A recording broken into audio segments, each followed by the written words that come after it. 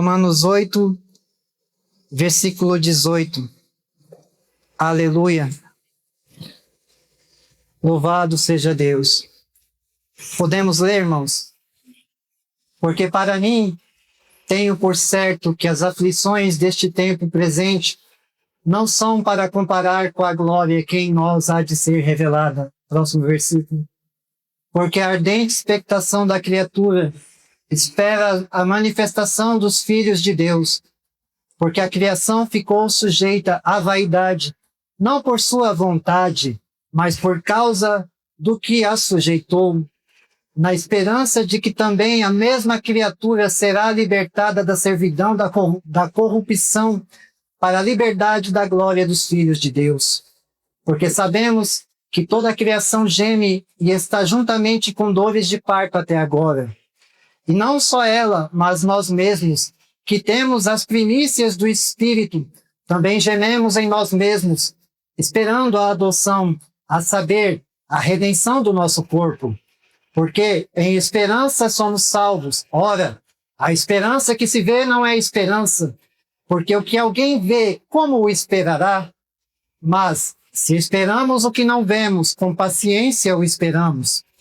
E da mesma maneira também o Espírito ajuda as nossas fraquezas, porque não sabemos o que havemos de pedir como convém, mas o mesmo Espírito intercede por nós com gemidos inexprimíveis. E aquele que examina os corações sabe qual é a intenção do Espírito, e é ele que é, segundo o coração de Deus, intercede pelos santos. E sabemos que todas as coisas contribuem juntamente para o bem daqueles que amam a Deus, daqueles que são chamados por seu decreto. Até aqui, meus irmãos. Podeis assentar. Nós vamos pregar nesta noite a respeito do tema 3 gemidos, uma esperança. 3 gemidos que precedem a glória da igreja. 3 gemidos que precedem, que anunciam a glória dos escolhidos de Deus, e não somente dos escolhidos de Deus, como também de toda a criação de Deus.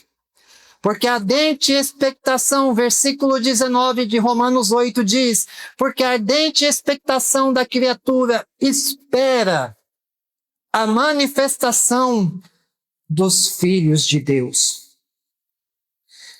Nós sabemos que quando Adão caiu, lá em Gênesis 3, o mundo, a criação perfeita que Deus houvera criado também sofreu a consequência do pecado.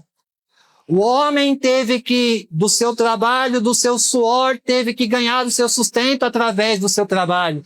A mulher teve que se sujeitar ao seu esposo e com dores dar à luz. E a terra produziu espinhos e abrolhos. A terra que antes era natural, era perfeita, não precisava de agrotóxico nenhum. Agora também sofre, a natureza também geme, a natureza também está sofrendo. Basta nós olharmos as calamidades que acontecem, as catástrofes que acontecem no mundo. É a natureza que está aguardando o quê? A manifestação dos filhos de Deus. E o que isso significa? No grego, eu não vou ficar dando uma aula de grego aqui, porque isso não faz parte da minha conduta, mas eu quero dizer para você, no original, é como se a criatura, as criaturas de Deus e a natureza de Deus, criada por Deus, estivesse aguardando ansiosamente a manifestação dos escolhidos de Deus. É como se a criatura, a natureza, o geral, o mundo como um todo, a terra como um todo, estivesse olhando para o horizonte, aguardando o quê? Os governos, os ecológicos, os ministros que são do meio ambiente intervir para que a natureza venha a ser melhor? Não. O que a natureza espera é a manifestação dos filhos de Deus, dos escolhidos de Deus. A Bíblia diz que a criação ficou sujeita à vaidade, versículo 20, não por sua vontade, mas por causa do que a sujeitou. Nós sabemos que o mundo caiu, como eu disse agora, sofreu e sofre, porque foi sujeita à vaidade. Nada agora é como antes, nada agora é como no princípio. Nada agora é tão perfeito no mundo, por mais lindo que esse mundo possa parecer. Nada agora chega aos pés do que um dia foi. O mundo também caiu. O mundo também sofreu. A natureza sofreu. Os animais também sofrem. E o que eles aguardam? A manifestação dos escolhidos de Deus. Na esperança, versículo 21, de que também será libertada da servidão da corrupção para a liberdade da glória dos filhos de Deus. Porque sabemos que toda a criação geme e está juntamente com dores de parto até agora. Está com dores de parto até agora. O gemido da criação, louvado seja o nome do Senhor, não é o gemido de alguém que está esperando a sua morte que é iminente, a sua destruição que é iminente. O gemido da criação não é o gemido daqueles que são derrotados. O gemido da criação não é o gemido daqueles que se submetem ao fim, mas é o gemido de alguém que espera algo novo acontecer. A mulher, quando está para dar à luz, ela sente dores, contrações, ela fica preocupada. São as dores de parto, mas todos ao redor dela estão aguardando ansiosamente uma nova vida que vai começar. Todos ao redor daquela mulher estão aguardando uma nova criança, uma nova expectativa, algo novo acontecer. É a mesma coisa para a criação. O mundo, a terra, o cosmos, a natureza, os animais estão sentindo dores de parto, esperando a manifestação dos escolhidos de Deus. Onde estão os escolhidos de Deus nessa noite? Então não é uma dor dos que sofrem, não é um gemido dos que sofrem, não é um gemido dos derrotados, é um gemido de esperança. É um gemido que sabe que o mesmo Deus que subjugou a terra, que subjugou a natureza, que colocou todas as coisas em declínio, vai colocar tudo no eixo novamente quando os escolhidos de Deus se revelarem. Então não é uma dor dos que sofrem, é um gemido dos que esperam. Quem aqui nunca suspirou? Oh, Jesus amado!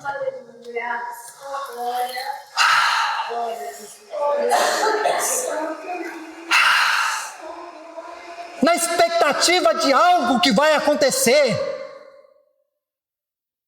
É como se eu ouvisse a criação de Deus gemendo, suspirando, na expectativa de que algo muito bom, muito em breve vai acontecer.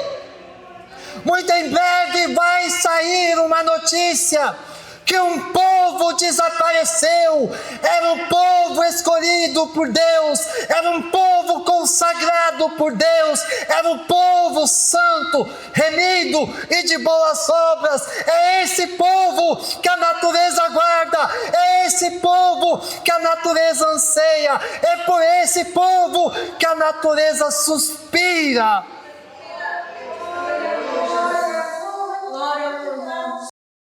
Muito em breve vai sair a notícia Essa é a notícia, que a criação de Deus, que o universo inteiro, que os anjos e que os escolhidos de Deus aguardam ansiosamente.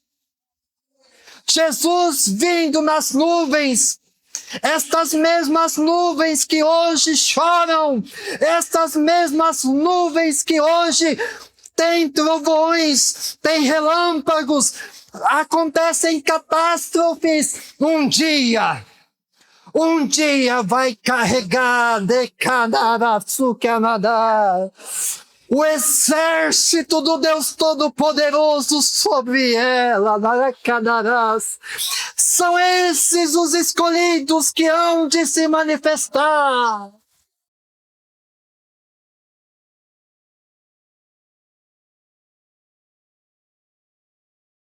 E, enfim, a natureza será liberta das amarras que as prendem. E, enfim, um cordeiro vai ser apacentado junto com o leão. E, enfim, tudo voltará ao padrão de Deus, ao padrão excelente de Deus.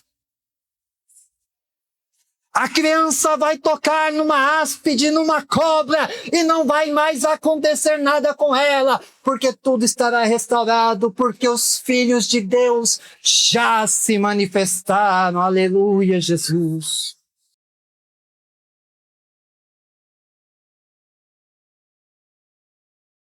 Não somente ela, versículo 23, mas nós mesmos que temos as primícias do Espírito, também gememos em nós mesmos, esperando a adoção, a saber, a redenção do nosso corpo. Isso aqui é um culto escatológico. São as coisas que ainda vão acontecer. Paulo, ele não se exclui do gemido do povo de Deus. Ele fala,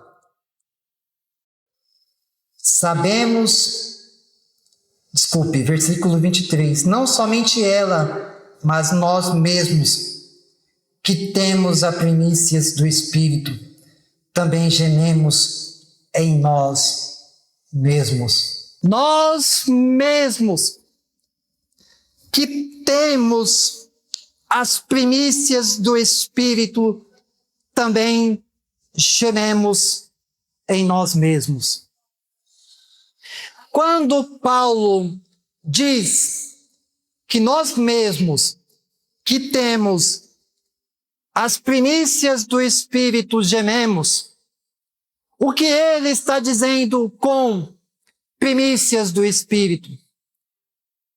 As primícias, neste contexto de Romanos 8, era quando a colheita se iniciava nos campos, as primícias eram colhidas. E quando a primícia era colhida, era certo que o final da colheita também chegaria. O que Paulo está dizendo com as primícias, com que temos as primícias do Espírito é, mesmo neste corpo corruptível, mesmo neste corpo mortal, mesmo neste corpo que sofre dores, que tem aflições, que chora, que teme, que tem preocupações, neste corpo está a primícia do Espírito. Deus já deu as primícias do Espírito como garantia. Só quem é crente aqui vai entender. Se nós temos o Espírito de Deus hoje, é uma garantia, é um selo, é uma segurança de que lá no futuro Deus vai dar a plenitude do seu Espírito em nós. Hoje nós temos uma demonstração do amor, da graça, da soberania de Deus, através de quem? Primeiro de Jesus e depois do seu Espírito em nós. Então, quando Paulo diz que nós temos as primícias do Espírito, ele está dizendo: o Deus Todo-Poderoso já enviou a sua primícia, já enviou o seu melhor. O melhor de Deus já está aqui, o melhor de Deus não vai vir, o melhor de Deus já está entre nós. O melhor de Deus já está aqui. O melhor de Deus não vai vir. O melhor de Deus está aqui. Sucamanda, eita canara, eba canara. Sucamando, comando. Eu vou dar lugar aqui, Jesus. Deus já deu.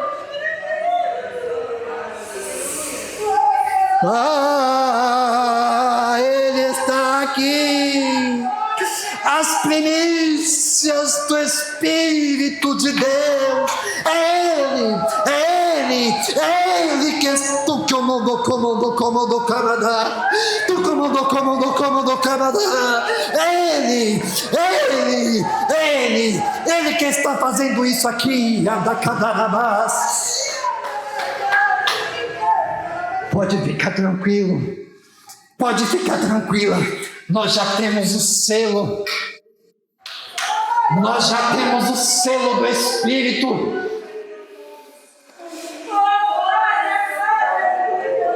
Nós já temos o melhor de Deus.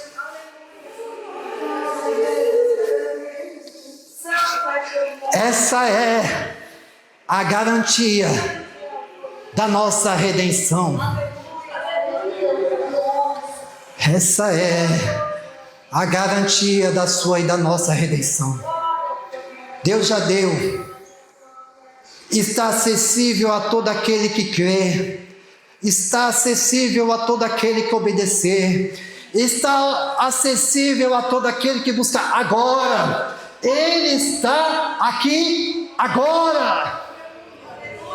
E Ele é o responsável por conduzir você a Jesus.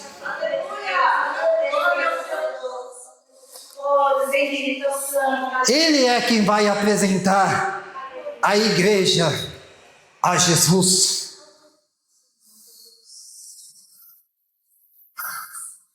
Como é bom falar do Espírito Santo, aleluia.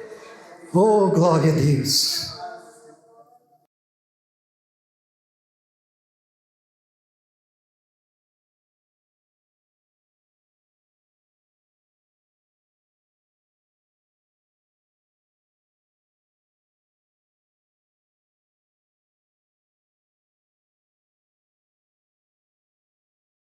Oh, Jesus. Versículo 26. Da mesma maneira também o Espírito ajuda as nossas fraquezas, porque não sabemos o que havemos de pedir como convém, mas o mesmo Espírito intercede por nós com gemidos inexprimíveis. A natureza geme por restauração. A igreja geme pela redenção do corpo. E o Espírito geme intercedendo pela igreja. Quando nós não temos palavras, quando nós não temos mais o que dizer, quando nós não temos condições de nos achegarmos a Deus com palavras, somente lágrimas, e muitas vezes nem as lágrimas elas vêm. É o Espírito Santo quem nos apoia em nossas fraquezas. Quando Paulo, em Romanos 8, versículo 26, diz que o Espírito nos ajuda em nossas fraquezas, o que Paulo está querendo dizer é: existe uma carga que você sozinho não consegue carregar. Existe um fardo pesado demais para você carregar sozinho. Então o Espírito Santo chega do seu lado e diz, parafraseando o que a Bíblia diz, fazendo uma alegoria aqui, o Espírito de Deus chega ao nosso lado e nos apoia. Como? Levando a nossa carga juntamente conosco, porque Ele sabe que o peso é grande demais para nós suportarmos sozinhos. Deixa eu te ajudar. Eu vou te ajudar. O Espírito de Deus, nessa noite, está dizendo para algumas pessoas aqui, ou melhor, está dizendo para esta igreja aqui, que Ele vai te ajudar. Não, Ele já está te ajudando. Ele não vai lá no futuro. Não conjugue o verbo nas coisas de Deus quando é providência de Deus e ajuda de Deus no futuro. Deus está te apoiando, é agora. Lembra do meu servo Moisés, o Espírito de Deus diz para você agora. Lembra do meu servo Moisés, que quando chegou diante de um mar vermelho, na sua retaguarda, soldados e o faraó vinham atrás. E quando Moisés clama ao Senhor, a Bíblia Sagrada diz que Deus fala para Moisés, por que clamas a mim, Moisés? Aleluia, Jesus. Por que clama a mim, Moisés? Diga a este povo que marche. A Bíblia diz que Moisés toca com o seu bordão, com o seu cajado nas águas do Mar Vermelho, e as águas se rompem, e numa noite inteira Deus manda ventos e a água se divide e cria uma parede para o povo de Deus passar, e atrás do povo de Deus havia uma coluna de fogo que não deixava o inimigo chegar. Era Deus no presente de Moisés, dando ajuda que Moisés não conseguia sozinho. Na impossibilidade de Moisés, Deus entrou em providência. Na impossibilidade desta igreja, Deus já está entrando com providência. Na impossibilidade de carregar este fardo, dê nome para o teu fardo nessa noite, dê nome para a tua carga nessa noite, dê nome, mesmo se você não tiver palavras. Suspire, Jesus querido, Ele vai te entender, e Ele está te ajudando aqui, aleluia. Não se trata de autoajuda aqui, não, se trata da ajuda santa do alto, vindo ao nosso encontro nesta noite. Deus sabe que você não consegue sozinho, Deus sabe que você é incapaz de suportar este fardo sozinho, por isso Deus me enviou nesta noite para te dizer, eu estou te ajudando a carregar esse fardo, eu estou te ajudando a suportar essa dor. Jesus. Por que Deus está? Eu só estou lendo o texto e deixando o Espírito falar. Por que Deus envia o Espírito de Deus para nos ajudar em nossas fraquezas? É o que Deus nos pergunta nesta noite. O texto responde. Romanos 8:26 responde isso. Porque não sabemos o que havemos de pedir como convém. Sem a ajuda de Deus, você não vai conseguir orar como convém.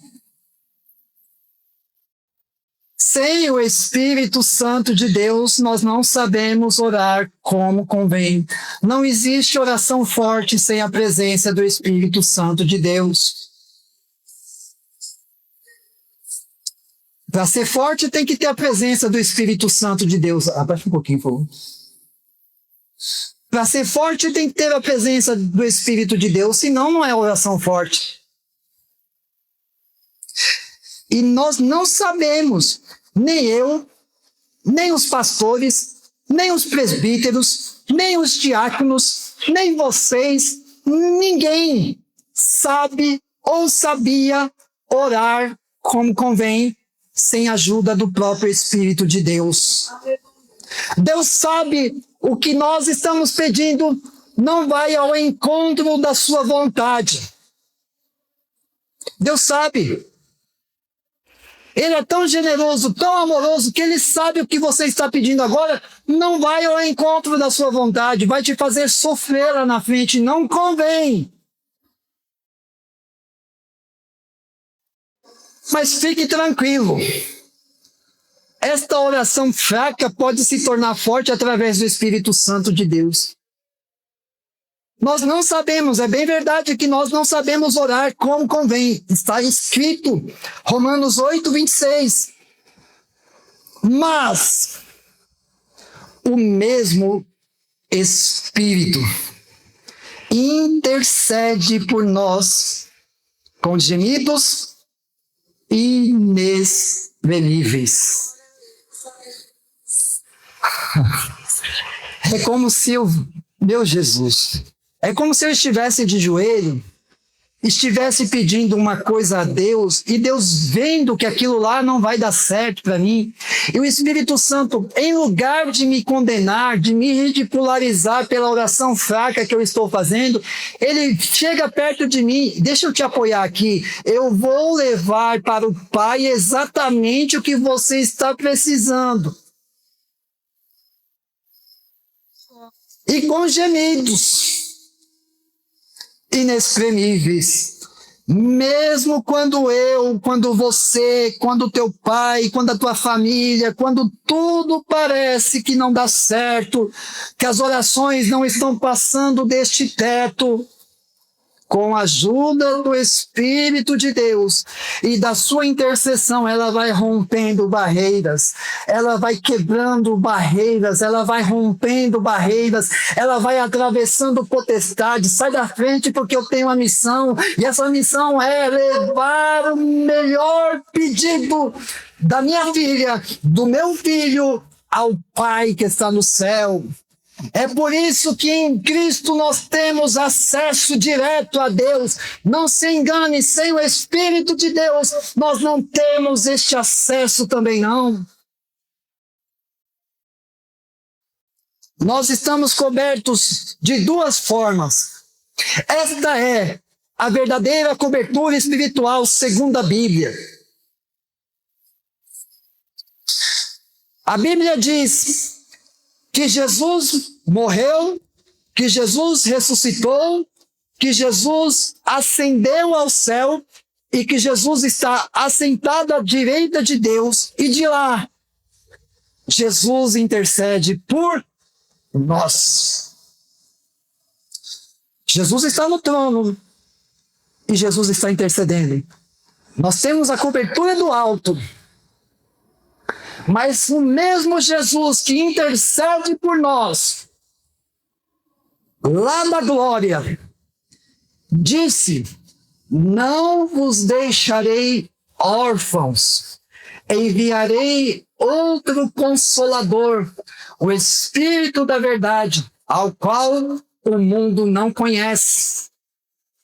E nós lemos aqui que este Santo Espírito de Deus intercede com gemidos inexprimíveis dentro de você. Cobertura do alto, cobertura de dentro. Cristo em vocês, esperança da glória.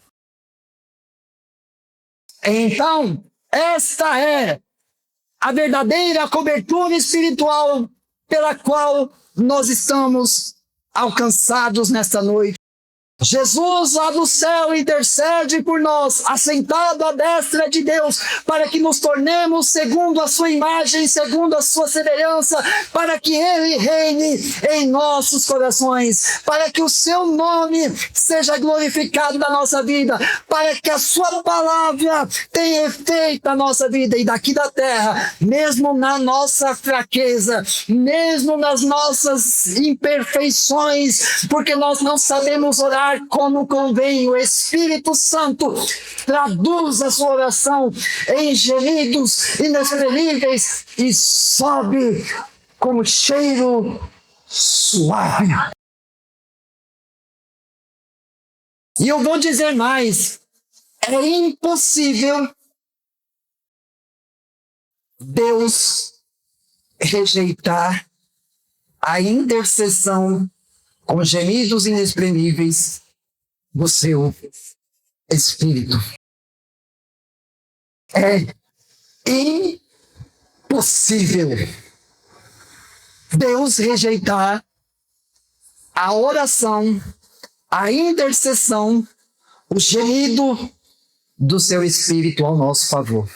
E eu vou te responder por quê.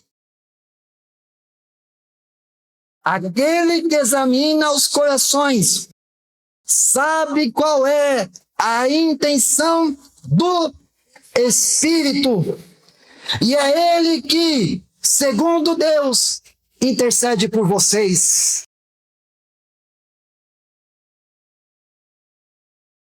Aquele que examina os corações é Deus.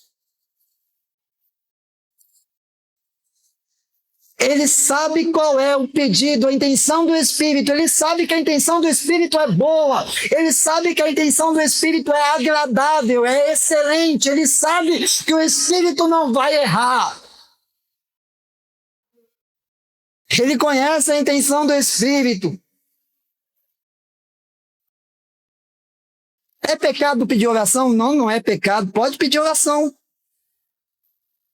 Mas existem momentos que os pastores estão longe, que às vezes não tem linha que possa dar sinal no celular.